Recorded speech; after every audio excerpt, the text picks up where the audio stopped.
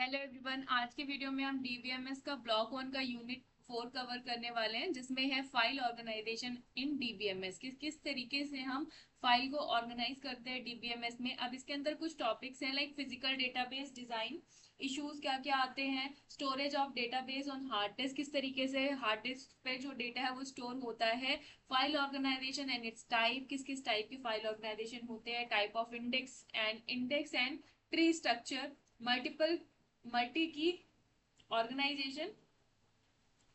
And उसके बाद है हमारे पास importance of file organization in DBMS. तो एक एक करके हम इन टॉपिक्स को पढ़ेंगे। आज हम दो टॉपिक कवर करेंगे, that is physical database design issue and storage of database on hard disk. तो स्टार्ट करते हैं। सबसे पहले है फिजिकल डेटाबेस डिजाइन इशू, कि जब हम किसी भी, देखो, जब हम अपनी रियल लाइफ से भी कनेक्ट करने की कोशिश करते हैं इसको, कि आप कभी अपना घर बनवाते हो, ठीक है, तो घर बनवाने से पहले हम क्या करते हैं, आर्किटेक्चर को बोलते हैं कि एक ना आप इसका स्ट्रक्चर बना दो कि हमारा घर जो होगा वो किस तरीके का दिखाई देगा, है ना। हम पहले उसका डिजाइन प्रिपेयर कराते हैं, उसके बाद में हम इम्प्लीमेंटेशन कराते हैं। अगर आर्किट मतलब डिजाइन को बनाते समय हमसे कोई दिक्कत हो जाती है तो हम उसको इरेज कर सकते हैं, उधर में हमें कोई दिक्कत नहीं आएगी। लेकिन अगर आपने किचन बना दिया फिर उसको अगर आपने हटाया तो वहां पर आपका बहुत सारा पैसा वेस्ट हो जाएगा, टाइम वेस्ट हो जाएगा। तो वो वाली चीजें हम यहाँ पर देख रहे हैं, क्योंकि यहाँ पर जब हम डेटाबेस डिजाइन करते हैं, डिजाइन करते समय हम नॉर्मलाइजेशन करते हैं, ये सारी चीजें हम मतलब लॉजिकली बना रहे हैं, ठीक है। लेकिन जब हम उसका इम्प्लीमेंटेशन करते हैं तो हमें बहुत सारी दिक्कतें आती है। वो कौन कौन सी है, क्या प्रॉब्लम आती है, वो सब हम इसके अंदर देखेंगे। तो सबसे पहले देखते हैं हम यहाँ पर फिजिकल डेटाबेस डिजाइन इश्यूज होते क्या है। तो इसको मैं लिख देती हूँ। The database design involves the process of logical design with the help of ER diagram, normalization, etc. ठीक है। और यहाँ पर हम मतलब देखेंगे कि किस तरीके से हम डिजाइन करते हैं। Followed by the physical design. जब हम कभी फिजिकल डिजाइन को बनाते हैं तो वो हम मतलब ईआर डायग्राम या नॉर्मलाइजेशन जब हमने किया है टेबल्स का, तो उसके बेसिस पे हम बनाते हैं, ऐसे ही बनाने नहीं लग जाते। तो जब उसको आप सोचो, जब हम लॉजिकली इतना सारा दिमाग लगा रहे हैं तो उसको जब हम रियल लाइफ में इम्प्लीमेंट करेंगे तो थोड़ी बहुत तो दिक्कत आएगी ना। तो वो ये समझाने की कोशिश करें कि यहाँ पर क्या क्या इश्यूज हमारे जो है वो आ सकते हैं। तो यहाँ पे है the key issues in the physical database design are. क्या है इसके अंदर, हमारे पास है लॉजिकल डिजाइन। लॉजिकल डिजाइन किया, उसके बाद में हम इसको क्या करें, फिजिकल डिजाइन के लिए लेकर आ रहे हैं, फिजिकल डेटाबेस बनाएंगे, है ना। तो यहाँ पर क्या होगा, देखो, सबसे पहली दिक्कत क्या आएगी, जब आपने लॉजिकल डिजाइन बनाया फिर आप फिजिकल डेटाबेस को जब डिजाइन करोगे तो मेन की इशू आएगा कि किस तरीके से आप स्टोरेज करोगे, कहाँ स्टोर करके रखने वाले हो अपने डेटा को, ठीक है। उसके बाद में कैसे इसको रिट्राइव करके लेकर आओगे, क्योंकि कैसे लेकर आओगे, जब आपका डेटा कहाँ पर स्टोर है उसके हिसाब से ही तो रिट्राइव होगा। अगर आपके पास स्पेस ज्यादा है, कम है, अगर आप उसको कैश में रख रहे हो या फिर हार्ड डिस्क में रख रहे हो, तो ये वाली चीजें भी तो हमारे को पता होनी चाहिए कि कहाँ पर हम अपने डेटाबेस को रखेंगे, जिसकी वजह से हमारा डेटाबेस किस तरीके से हमारे पास में जल्दी से रिट्राइव हो सकता है। अगर आपने किसी एप्लीकेशन को खोला है, वहां पे अगर आप अपना यूजर आईडी एंड पासवर्ड रख मतलब इंसर्ट करके, और काफी टाइम तक अगर आपको वेट करना पड़ रहा है तो फिर आप उस एप्लीकेशन पे ना दोबारा जाने से पहले ना थोड़ा सा सोचोगे। तो रिट्राइविंग इंफॉर्मेशन थोड़ा सा फास्ट होना चाहिए, तो उसके लिए हम क्या यूज करने वाले हैं, ये भी एक इशू रहता है। Data for the DBMS, storage कहाँ करेंगे, रिट्राइव कैसे करेंगे, ठीक है। तो ये सारी इंफॉर्मेशन है। और इससे पहले की जो इंफॉर्मेशन थी जैसे नॉर्मलाइजेशन, तो वो सब हम ऑलरेडी पढ़ चुके हैं लॉजिकल जब डेटाबेस डिजाइन करेंगे उसके अंदर, है ना। तो यहाँ पर हमारे पास में क्या होगा, और भी चीजें हैं। Database integrity,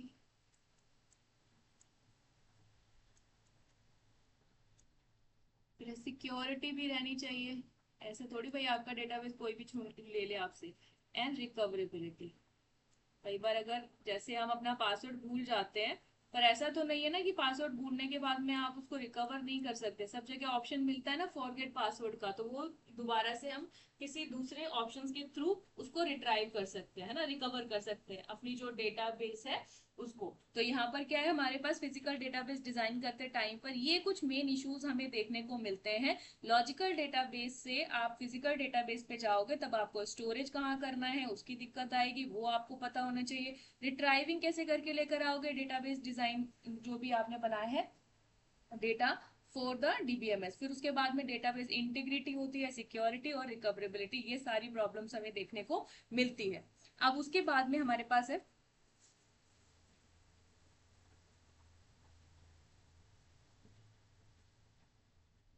some of the basic required for physical database design. कि हम जब फिजिकल डेटाबेस डिजाइन को बनाते हैं तो उस टाइम पे हमें कुछ बेसिक रिक्वायरमेंट्स होती हैं इनपुट्स की। बेसिक इनपुट के क्या क्या इनपुट्स रिक्वायर होंगे उसकी, तो वो कौन कौन से हैं। नॉर्मलाइजेशन,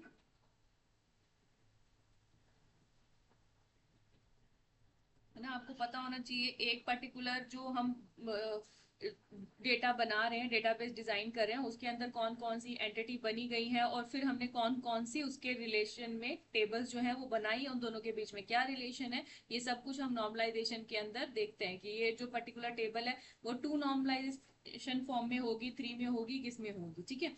उसके बाद में है रिलेशन, नॉर्मलाइजेशन रिलेशन आपको पता होने चाहिए, ये हमारे इनपुट्स होते हैं जो हमें फिजिकल डेटाबेस डिजाइन करने से पहले पता होने चाहिए। उसके बाद में है एट्रीब्यूट,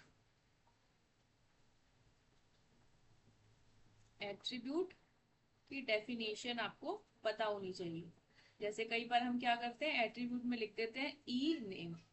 अब ई नेम क्या है, एम्प्लॉय नेम है, क्या है, इलेक्ट्रिसिटी का नेम है, क्या, किस चीज को डिफाइन करना चाहते हो, तो इसकी भी आपको इन्फॉर्मेशन होनी चाहिए। क्योंकि देखो, एक डेटाबेस या फिर एक पर्टिकुलर सॉफ्टवेयर पे काम करने वाला बंदा ना हमेशा सेम नहीं रहता है। इन फ्यूचर वो चेंज हो जाएगा, क्योंकि हमें पता है कि इंसान हमेशा जीता नहीं है।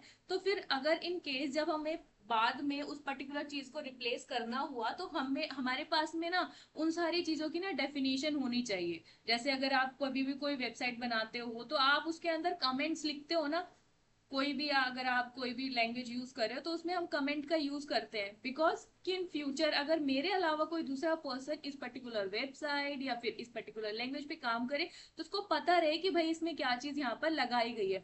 सेम ऐसे ही जब आप डेटाबेस डिजाइन करते हो तो यहाँ पर एट्रीब्यूट को भी डिफाइन किया जाना चाहिए, जिसके बेसिस पे इन फ्यूचर हम बता सके कि ये वाली चीज जो है, ये वाला पर्टिकुलर एट्रीब्यूट है, वो इसलिए डिफाइन किया गया है, इस वजह से इसका नाम ऐसे रखा गया है ना। उसके बाद में है डेटा यूज, यूजेस, कि किस तरीके से हम डेटा को यूज करेंगे, एंटर्ड कैसे होगा, रिट्राइव कैसे करेंगे, डिलीट कैसे करेंगे, और अपडेट कैसे करेंगे। ठीक है, कौन सा डेटा अपडेट हो सकता है और कौन सा डेटा अपडेट नहीं हो सकता है। जैसे कि अगर आपका इनरोलमेंट नंबर है वो पूरे बीसीए के अंदर सेम रहता है, कभी भी कोई दिक्कत आएगी, आप उस इनरोलमेंट नंबर को चेंज नहीं कर सकते, ना डिलीट कर सकते हो, ना कुछ, ना आप कर सकते हो, ना जो कॉलेज वाले हैं वो कर सकते हैं। आप डेटा एंटर कर सकते हो। अब कौन से डेटा के अंदर आपकी परमिशन है एंटर करने की, जैसे अगर आपकी मार्कशीट आई है तो मार्कशीट के अंदर अगर आपको परमिशन मिल जाए कि आप उनमें डेटाबेस को चेंज कर सकते हो एंटर करके कुछ भी, तो वो चीज क्या होगी, कोई भी पर्सन अपने मार्क्स कम क्यों करेगा। तो यहाँ पर एंटर्ड की भी किस चीज को हमें देना है, कि भाई किसके पास में इतनी अथॉरिटी रहे कि कौन उसके अंदर डेटा को एंटर कर सकता है, किसकी अथॉरिटी है कि सिर्फ उसको डेटा को रिट्राइव करके लेकर आएगा, कौन डिलीट कर सकता है, और किसकी अथॉरिटी है कि उसको अपडेट कर सकता है। तो डेटा का यूज जो है वो अलग अलग तरीके से किया जाएगा, और किसकी परमिशन किसको दी जाएगी वो उस हिसाब से मैनेज किया जाएगा। ठीक है। उसके बाद में requirement for security.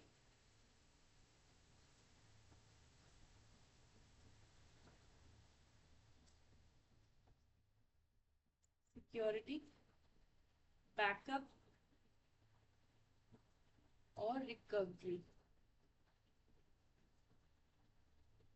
Relation, integrity,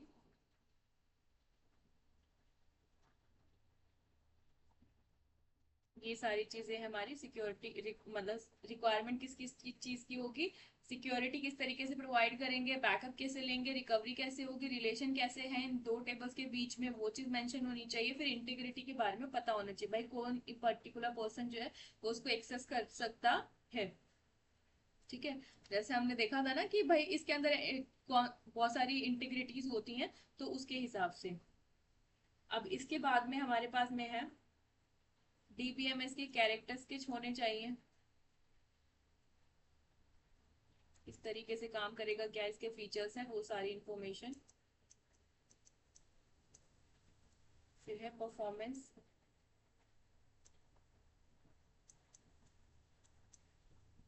criteria such as response time कितना होगा, requirement with respect to volume estimate. ठीक है। कितना उसका रिस्पॉन्स टाइम रहेगा, किस तरीके से आप उसके अंदर रिक्वायर मतलब कैसे रिस्पॉन्स करोगे, क्या रिक्वेस्ट कैसे भेजोगे, वो सारी परफॉर्मेंस कैसी होनी चाहिए उसका, ये सब हमें पहले से प्रायर थोड़ी सी नॉलेज होनी चाहिए बेसिक इनपुट में, कि क्या क्या हमें फिजिकल डेटाबेस के अंदर चाहिए। फिर उसके बाद में हमारे पास में है design the field in database.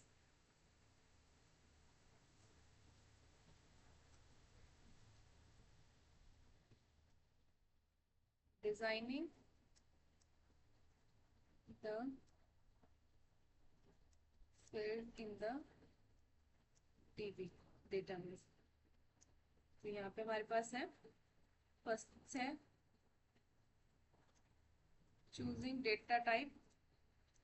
Data type define करो, नेम कैसा होगा, टेक्स्ट टाइप का होगा या फिर नंबर टाइप का होगा, जो आप डिफाइन करना चाहते हो। फोन नंबर टेक्स्ट टाइप का तो नहीं होता ना, तो वो सारी चीजें कि डेटा टाइप क्या है, इंट टाइप का है, कैसा है, वेरकेर है, तो वो सब आपको पता होना चाहिए, डेटा टाइप आप भरेंगे। फिर उसके बाद में है कोडिंग कैसे होगी, कैसे उनके बीच में आपस में कनेक्टिविटी है, कंप्रेशन है और इंक्रिप्शन है। ठीक है। जैसे कई डेटाबेस होते हैं, जैसे हम फोटो अपलोड करते हैं तो फोटो क्या होती है, उसको कंप्रेस कर देंगे, या अगर कभी डेटा बड़ा होता है तो कंप्रेस करके उस डेटाबेस को स्टोर किया जाता है, क्योंकि फिर हम अगर कंप्रेस नहीं करेंगे और उसी साइज का डेटा रखने लग जाएंगे तो हमारा डेटाबेस जो है वो बहुत जल्दी भर जाएगा। तो उसके हिसाब से हम उसको कंप्रेशन करेंगे और इंक्रिप्शन करेंगे, ताकि हमारी सिक्योरिटी जो है मेंटेन रहे। फिर उसके बाद में कंट्रोलिंग डेटा इंटीग्रिटी। फोर्थ है डिफॉल्ट वैल्यूज,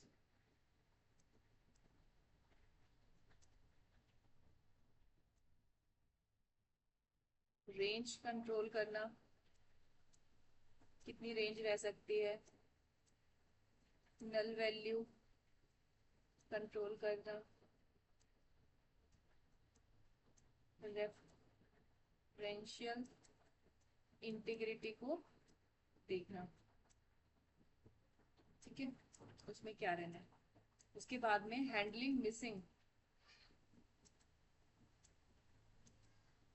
जो आपका मिसिंग डेटा है उसको भी हैंडल करना।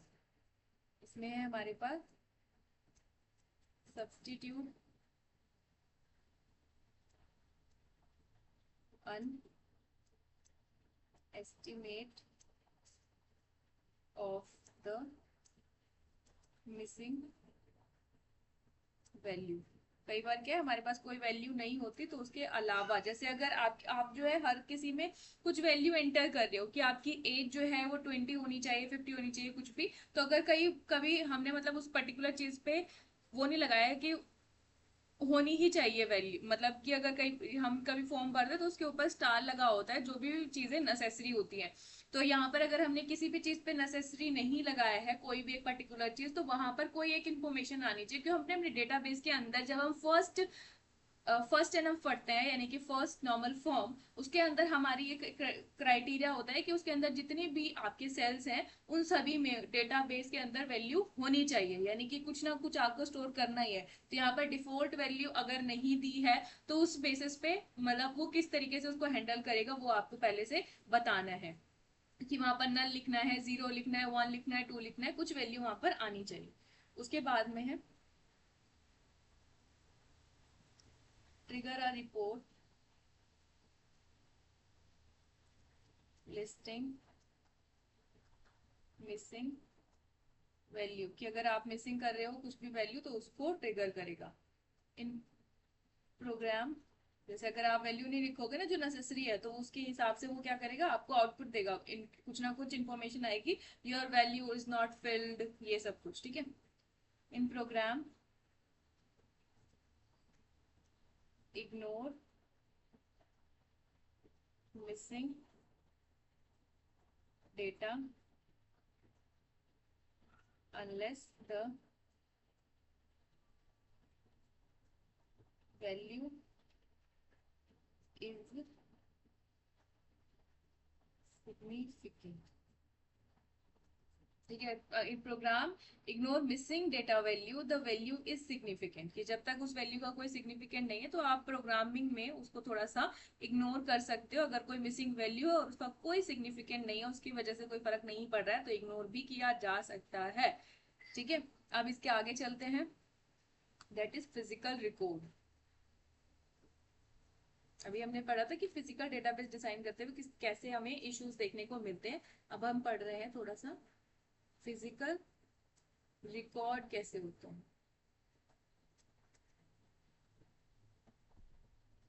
तो यहाँ हमारे पास में these are the records that are stored in the secondary storage devices, ठीक है।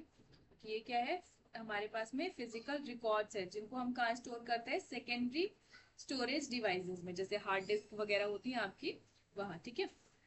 अब इसके अंदर क्या है, the issue relating to the design of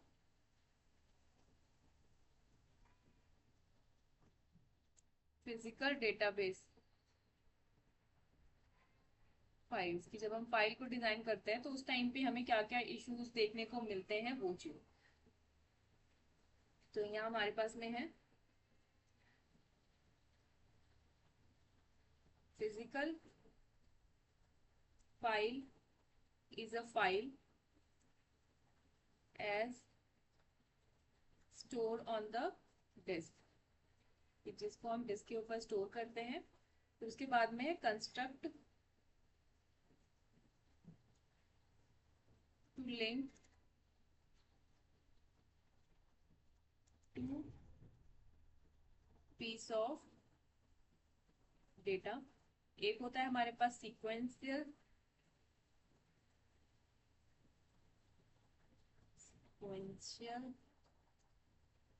storage, दूसरा होता है हमारे पास पॉइंटर स्टोरेज। ठीक है, सीक्वेंशियल का मतलब जैसे हम एरे के अंदर नहीं करते कि एक के बाद दूसरा डेटा स्टोर होगा, उस तरीके से। तो डेटा हम किस तरीके से स्टोर करना चाह रहे हैं, सीक्वेंशियल है, यानी कि फर्स्ट लिखा, फिर सेकंड लिखा, फिर तीसरा लिखा। जैसे हम इसका एग्जांपल है कि हम जैसे एरे के अंदर देखते हैं ना, एरे के अंदर हमारा जो डेटा होता है वो सीक्वेंशियल बेसिस पे होता है। अब पॉइंटर बेसिस पे क्या, कि हम उस पर्टिकुलर जगह पे ना उस पर्टिकुलर चीज का एड्रेस स्टोर करके रख रहे हैं, उस वैल्यू को नहीं स्टोर कर रहे हैं कि हम उस पर्टिकुलर ब्लॉक पे या कैसे जाएंगे, तो उसके लिए हम उसका पॉइंटर स्टोर करके रख रहे हैं। तो ये हम दो तरीके से कि डेटाबेस जब हम इस रिकॉर्ड को डिजाइन करेंगे तो किस तरीके से उनके बीच में रिलेशन होगा, तो वो चीज या तो सीक्वेंशियल स्टोरेज होगा या फिर पॉइंटर के थ्रू आप स्टोरेज करोगे, पॉइंटर्स होंगे उसके। फिर है file organisation.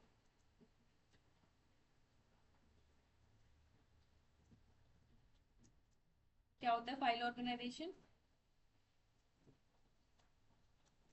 How the files are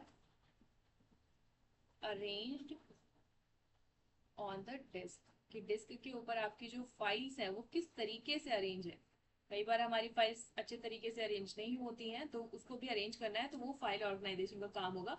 फिर उसके बाद में है एक्सेस मेथड, किस तरीके से आप उन फाइल्स को एक्सेस कर पाओगे।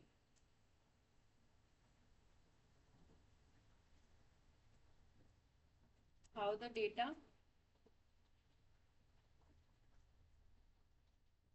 Can be retrieved based on the file organization. ठीक है, ये हमने देखा कि किस तरीके के इश्यूज हमें फेस करने को मिलते हैं और क्या क्या चीजें हमें किस तरीके से डेटा स्टोर करते हैं तो क्या होता है उसके अंदर। अब इसके बाद देखेंगे कि जब हम storage of database on hard disk, की हार्ड डिस्क पे जब हम डेटाबेस स्टोर करते हैं तो किस तरीके से होता है, क्या होता है। तो यहाँ देखो, ये हमारा एक हार्ड डिस्क का फॉर्मेट है कि क्या होता है एक हार्ड डिस्क के अंदर। तो ये होती है हमारी एक, जिसको हम आर्म भी बोलते हैं। ठीक है, तो ये मतलब इसको ये पकड़ के रख रहा है, इसको बोलते हैं एक्टुएटर। ठीक है, जो क्या कर रहा है, इन आर्म्स को एक साथ में कलेक्ट करके रख रहा है और इनको मूव करने में हेल्प कर रहा है। ठीक है, ये आर्म्स होती हैं जिनकी हेल्प से ये मूव करता है, और उसके अंदर हमारा मतलब ये लगा होता है रीड एंड राइट हेड, जो ये होता है, जो क्या करता है हमारे डेटा को रीड करता है और उसके ऊपर अगर आपको कुछ राइट करना है तो वो करता है। उसके बाद में यहाँ पर हमारे पास होता है एक स्पिंडल। ठीक है, जो क्या करता है, मूव करता है, घूमता है बीच बीच में, कि भाई किस तरीके से हमारी जो डेटा ये हार्ड डिस्क है ये मूव करेगी, तो स्पिंडल उसको हेल्प करता है। ये क्या होते हैं, हमारे डिस्क होते हैं, एक ये रही, फिर ये रही, फिर ये, इनको हम प्लेटर बोलते हैं। उसके बाद में ये सर्किट बोर्ड है, यहाँ पर आपका पावर पोर्ट है, यहाँ पर आपका डेटा केबल पोर्ट है, ये आप जब ड्राइव कॉन्फ़िगरेशन पोर्ट है, मतलब जब आप इसके अंदर वो लगाओगे ना, यहाँ से एक पोर्ट से अगर आप एक वो लगा, एक और पोर्ट लगेगा जहां पर आप अपने उसके अंदर किसी भी डेटा मतलब किसी भी डिवाइस के साथ कनेक्ट कर सकते हो। उसके बाद में ये हमारी डिस्क हो गई, ये हमारा स्पिंडल हो गया, यहाँ पर हमारी जो फाइल्स हैं वो सेव है। ठीक है, इस तरीके से जो डेटाबेस है वो हमारी फाइल के अंदर सेव होता है। ये हमारा क्या है, एक फिजिकल तरीका है कि ये हमारी हार्ड डिस्क है, उसके अंदर ये पार्ट होते हैं, और जो डेटाबेस के अंदर डेटा रहेगा वो मतलब हमारी जो फाइल है उसके अंदर, हार्ड डिस्क के अंदर जो ये फाइल है वो यहाँ पर स्टोर होगी, यानी कि हमारा डेटाबेस जो है वो इसके अंदर स्टोर होगा। अब आप इसको खरुच के या इस तरीके से नहीं निकाल सकते हो, आपको इसको रीड ही करना पड़ेगा विद द हेल्प ऑफ ये रीड एंड राइट हेड की हेल्प से। अगर ये नहीं है आपके पास में तो आप उसको रीड नहीं कर पाओगे, उसको तोड़ दो तभी भी कैसे ही पढ़ोगे, फिर वो हट ही जाएगा। तो यहाँ पर देखो क्या होता है कि हमारा जो भी पर्टिकुलर डेटा है वो कैसे फॉर्मेट में रहेगा, ब्लॉक्स की फॉर्मेट में रिकॉर्ड होगा। ठीक है, ये हमारे क्या है, डिस्क के अंदर बने हुए छोटे छोटे ब्लॉक्स है। अब हमारी जो मेमोरी है वो उसको कैसे करेगी, रिकॉर्ड्स मतलब उठा कर लेकर जाएगी। ये हमारे रिकॉर्ड्स का एड्रेस है, फिर ये डिस्क के ब्लॉक के पूरा ब्लॉक उठ के जाएगा डेटा, मतलब उस पर्टिकुलर जगह पे कि कहाँ से हमें ये रिकॉर्ड चाहिए। जैसे यहाँ पर देखो ये क्या हमारा disk block read to memory की, यहाँ पर हमारे पास में डिस्क के अंदर बहुत सारे क्या है ब्लॉक्स रखे हुए हैं। इन ब्लॉक्स को हम इस तरीके से लेकर जाएंगे और फिर उसके बाद में ये डेटा जो है वो फिर कैश में जाएगा, फिर उसके बाद में हम उसको रीड करेगा जो हमारा सीपीयू है वो। तो इस तरीके से हमारा कुछ जो है डेटाबेस जो है वो हार्ड डिस्क के अंदर स्टोर होता है। ठीक है, जब हम इसको पढ़ेंगे ना मैग्नेटिक डिस्क को, तो उसके अंदर हम इसको और भी अच्छे से क्लियर करेंगे कि किस तरीके से बना होता है, इसको एक्सेस करने में हमें कितना टाइम लगता है, ये सारी चीजें उसके अंदर डिफाइन की गई है। तो आई होप कि आपको ये वीडियो अच्छा लगा होगा और समझ में आया होगा। अगर कोई भी डाउट है तो आप मुझे नीचे कमेंट बॉक्स में पूछ सकते हैं। नेक्स्ट वीडियो में हम इसके आगे का चैप्टर पढ़ेंगे, इसी के आगे के सॉरी टॉपिक्स पढ़ेंगे। तब तक के लिए थैंक यू फॉर वॉचिंग।